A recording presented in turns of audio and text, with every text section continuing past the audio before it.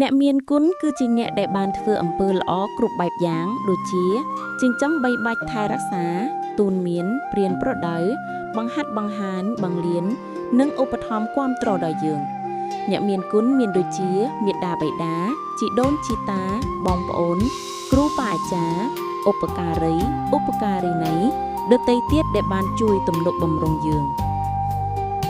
តើយើងត្រូវតបស្នងអ្នកមានគុណទាំងអស់នោះឲ្យបានសមរម្យយ៉ាងដូចម្តេចខាងក្រោមនេះជាវិធីមួយចំនួនដែលយើងអាចតបស្នងអ្នកមានគុណទាំងអស់នោះឲ្យបានសមរម្យ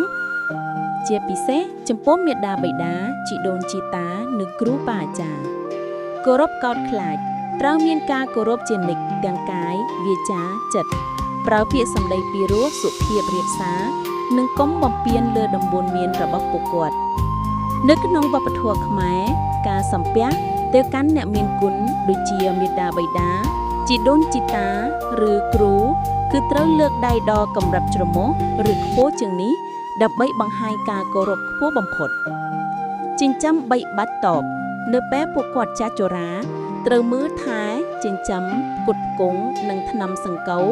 ដោយដែលពួកគាត់បានមើលថែយើងកាលពីក្មេងដែរ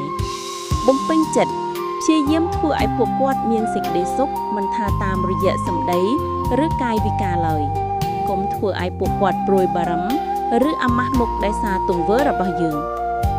2. ការរស់នៅប្រកបដោយតម្លៃរៀនសូត្រនិងខិតខំធ្វើការប្រើប្រាស់ចំណេះដឹងនិងឱកាសដែលពួកគាត់បានផ្ដល់ឲ្យយើង